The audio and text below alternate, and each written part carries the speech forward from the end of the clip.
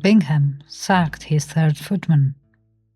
The fellow had got as drunk as an owl, and had been insolent. He had no character, and he was a fool. So he came to London. There he hung about the docks, and spent what little money he had, and got into bad company. Ike got hold of him. One night, when Ike had nothing better to do, he made the idiot drunk, and while he was drunk, he told the plain truth about Bingham and the diamonds. I heard of it from Ike the next day, when he had found religion and wanted to lead quite a new life. I am glad to say that I had friends who put him in the way of some honest work. The information about Bingham, I thought, would be of use to me. If you inquire at Scotland Yard, where my name is known, they will tell you that I am engaged in rescue work and do a lot of good. They will probably add that I have independent means and am frequently imposed upon. It may be so. I am not at all anxious that Scotland Yard should change its mind on the subject. I am not attached to any particular denomination, but I trust that I am sympathetic with all of them. The Catholics have great hopes of winning me in the end. So also have the Nonconformists. Many an Anglican clergyman has told me that he wished the Church included in its fold more such workers as myself. I go about a great deal among the criminal classes in the poorest part of London. I give them not only excellent advice and spiritual consolation, but material help in money or food when times are bad. And sometimes I hear of things from them which I think are likely to be useful, as in the case of that little information about Bingham. I am also, as you may have conjectured, a thief. I have been a thief for many years. I have never been in prison, and I do not propose to go there. It is not really necessary if one will only follow a few simple rules. To begin with, I have never in my life possessed anything which the police would call a house-breaking implement. Explanation of one's presence uninvited in another man's house at midnight is only rendered more difficult if a box of silent matches, a jemmy, a drill, and a revolver are found in one's possession. Without such tools, it is impossible to attempt the opening of a good safe. But I never attempt the opening of a good safe. My pocket knife contains all the tools that I require, and the place of a revolver is taken by what appears to be a simple cigarette. When I am taken, I trust I shall behave civilly and like a gentleman, and I have no doubt that the officer will permit me one last smoke on my way to the station. Then that cigarette will come in, and that officer and myself will get a pretty object lesson in the use of high explosives. Unfortunately, we shall not live to profit by it. I have never had a confederate, and I very rarely make use of a receiver. The only receiver whom I ever used lives in Brussels, does not know my right name and address, is under the impression that I am a diamond merchant, and would not dream of receiving stolen goods if he knew that he were doing so. It is a rule of my life that the successful thief must in all possible respects live like an honest man. No dishonesty except on business. I have twice found valuable property in the street, and on both occasions I took it to Scotland Yard. I am one of the few persons now living who have never attempted to cheat a railway company. I never avoid the police, and they are happily convinced of my philanthropic motives in associating with bad characters. I never drink intoxicating liquor unless I mean to get intoxicated. This simple rule alone would have saved many men the sacrifice of their freedom. I do not believe in unnecessary risks, cumbersome loot, numbered notes, overruling ambitions, or extravagance in living. If it is objected to me that I only go for the soft things, my vanity is not wounded, and my common sense is complimented. I am investing my money as I make it, for I do not want to work all my life. I am then a lay preacher and a habitual thief. You will add that I am a hypocrite. Frankly, I do not know whether I am or not. I speak the truth here. The publication of these memoirs can only occur when the truth can no longer injure me. And I say with truth that I am thoroughly in earnest in my rescue work. I have pleaded with these men with tears in my eyes. I have never preached without believing every word that I said. The police could point out to you men whom I have reformed, men who are now living honestly and in good positions through my help. I can help others, but not myself.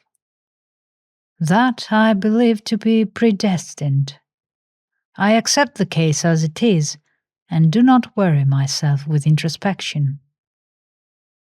When Ike, not for the first or second time, found religion, he naturally came to me. He told me what he had heard from Bingham's dismissed servant, and admitted that but for his regeneration, he would probably at the moment have been looking for Bingham's diamonds. He seemed very thankful, and his whole face was radiant. I regret to say, about a year later, he again fell into evil courses. The story that Bingham's footman, his name was Evans, brought to Ike was rather curious. Sir Charles Bingham, as everybody knows, made his money in South Africa. His house at Weybridge was interesting and stood in picturesque grounds. Bingham was rather proud of the place. He was at the time a man of 40 and unmarried. He was fond of entertaining and generally had visitors in the house while he was there. In the dining room, the service door was screened off by a tall, four-fold leather screen. One night after dinner, the butler stood behind that screen and heard what Bingham was saying to one of his guests. It was nice, useful information, and the butler acted upon it next day. The shares went up with a rush. The butler retired on his profits, and Evans got to hear about it. After that, Evans used to be rather fond of standing unseen behind that leather screen when the ladies had gone and the men were talking. He heard a good deal. He acquired quite a collection of humorous, though slightly indelicate stories, but he never heard Sir Charles say anything was good to buy for a quick rise. Possibly Sir Charles had his suspicions in the case of the butler. One night Evans heard a guest, whom he always spoke of as the Colonel, say to Bingham, "What about those diamonds? Got them here still?" Sir Charles said he had. "You'll lose them for certainty," said the Colonel. "Why don't you send them to your bunker, or at least keep them in good, strong safe?" "I don't send them to the bank because I'm interested in them, and I like to look at them. To my mind they are as pretty as flowers. I don't keep them in a safe because to do that would be practically to tell the burglar where to look for them, and the best safe is of no use against the cleverest burglar. My system is all right. At any rate, I have not lost them yet." "Where are they now?" the Colonel asked. "In my pocket. You can have a look at them if you like." Evans also would have liked, very much liked, to have had a look at them, but he dared not show his head round the edge of the screen. He could hear the crackle of paper being unfolded, and murmurs of admiration and astonishment. "And where will they be tonight?" asked the Colonel. "I shall hide them somewhere or other, as usual. I am the last man to go to bed in this house, and as a rule I hide them just before going to bed. It's rather amusing to think of new places." "It's absolutely childish," said the Colonel. "How would you like me to go and look for them tonight?" "You can, if you like," said Sir Charles, "on one condition. They shall be hidden in a place accessible to you, and if you have got them at breakfast time tomorrow, you may keep them. If you have not got them, you will pay me a sovereign." "Good," said the Colonel. "I think I would take 5,000 to 1 about anything on the face of this earth. You will lose your diamonds tonight." "Think so?" said Sir Charles, and changed the subject. The Colonel did not go to bed that night. At breakfast time he handed his host a sovereign, and was told where the diamonds had been hidden. They had been under the coals in the scuttle in the Colonel's bedroom. Evans now felt that the diamonds were practically in his pocket. Every night he determined to hunt for them. Fortunately, or unfortunately for him, his elation and the strain on his nerves led him to drink, and before a week was over, he had been dismissed. This was the story the Taiki told me, and on the following day I bought a very nice hand camera and went down to Weybridge. I took a cab at Weybridge station and stopped in at the lodge to inquire if Sir Charles was likely to be at home. I then went up to the house. I gave the butler my card with my correct name and address upon it. The commonest mistake that an uneducated thief makes is to use an alias when no alias is necessary. I asked the man to take my card to Sir Charles and request permission for an amateur to make 1 or 2 photographs in his grounds for a private collection. I waited in the big square hall. I had only waited 2 or 3 minutes before Sir Charles appeared, but I do not think the diamonds were hidden in the hall. Sir Charles came out of the drawing-room. He was a big, fat, lazy-looking man with his hands thrust into the pockets of his light Norfolk jacket. He seemed to be slightly annoyed, at which I was not surprised, and eyed me up and down quickly. He was an ugly man, and seemed a strong man. "Afternoon," said Sir Charles. "It's you that wants to photograph my place. If you would be kind enough to give me permission." "I say, I never heard of such a thing. It's not for any paper, is it?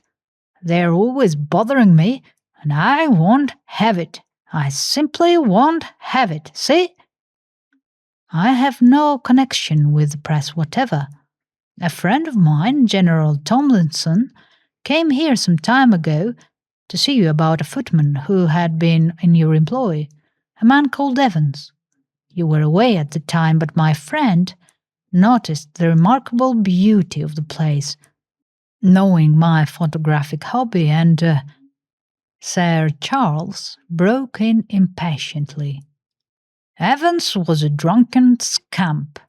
I told him he would have no character, and it was no good to send anybody to me." But I could see that the appreciation of his place had moved him rather. "Still," he went on, "I don't know why you shouldn't photograph if you want to. It is rather a pretty spot, so they tell me. It's quite understood that it is simply for your own private collection." "Certainly, Sir Charles. Simply for that, though I should hope to have the pleasure of sending you copies, of course." "Thanks," said Sir Charles. He paused a moment irresolute, and then snatched up an aged Panama hat. "Come along," he said. "I'll show you some of the best bits." I took 2 or 3 photographs in the garden, and afterwards sometime exposures of different rooms in the house. It was easy enough, with a little more flattery, to lead from the one thing to the other. In fact, it was Sir Charles himself who suggested that I should photograph in the house. He became very civil and wanted me to have a whisky and soda with him before I went. I refused, of course. The photographs turned out well. I sent him a complete set of them afterwards, and he wrote and thanked me. And as soon as I was safely back in my cab, I drew from my pocket the wisp of green paper which I had taken from behind the tall clock in the dining room. I unfolded it with great care. It contained a few tin tacks. I confessed to some slight feeling of disappointment. It was not irritation. I did not swear, and I may say here that I have never used a profane word in my life. I had not got the diamonds, but I had got a variety of useful information. I knew, for instance, that alarm guns were used, and I had been able to see where the wires were stretched at night on the lawn and across the drive. I also knew, for Sir Charles himself had told me, that he considered a holly hedge 7 feet in height and about 3 feet through to be burglar-proof, which is not the case. The photographs which I had taken were themselves of use in enabling me to find my way about, so I was not impatient. Having thought out my plan of action, I went down to Weybridge about a week later. I had left my motor car at Guildford, with instructions that I should come up from London to fetch it early on the morning of the following day. I reached Weybridge at about 7 in the evening and went straight to the fields at the back of Bingham's grounds. I examined the holly hedge, marked the best spot, and then went into the town to dine. I returned at 10 and got to work at once. I could see that there were still lights in the house, but I was out of sight, and I made little or no noise. With the aid of the implements and my pocket knife, I had by 11 o'clock made a hole in the hedge through which I could crawl. Holly is, after all, very easy to handle if you have intelligence and thick gloves. The full moon was now coming up, and I think I could leave detected any of the wires, at any rate, on the gravel. But as a measure of precaution, I walked principally on the flower beds. Flower beds are never wired. There seems to be a prevalent belief that a burglar would hesitate to break a geranium or a fuchsia. This is not the case. I walked round the house in safety till I got to the porch. I should imagine that this was 10 or 11 feet high, with a square roof to it, supported on pillars. From the top of this porch, access was easy to the window of the little room which Sir Charles had described to me as his own study. I had made a photograph of this room at his special request. It seemed to be his favorite room, and I thought there was a fair chance that here I should find the diamonds. In studying my photograph of the room, I was particularly struck by a tall bookcase reaching from floor to ceiling and covering the middle third of one of the walls. It occurred to me that Sir Charles Bingham might possibly consider the space behind the books to be a good hiding place. I had already examined the ladders and had found them extremely well chained and locked. The lock would have presented no great difficulty to me, but there was very likely some electrical alarm attached. The place where they were kept was suspicious, and I did not like it, so I left the ladders alone and trusted to my skill in throwing the noose and in climbing a rope to get me to the top of the porch.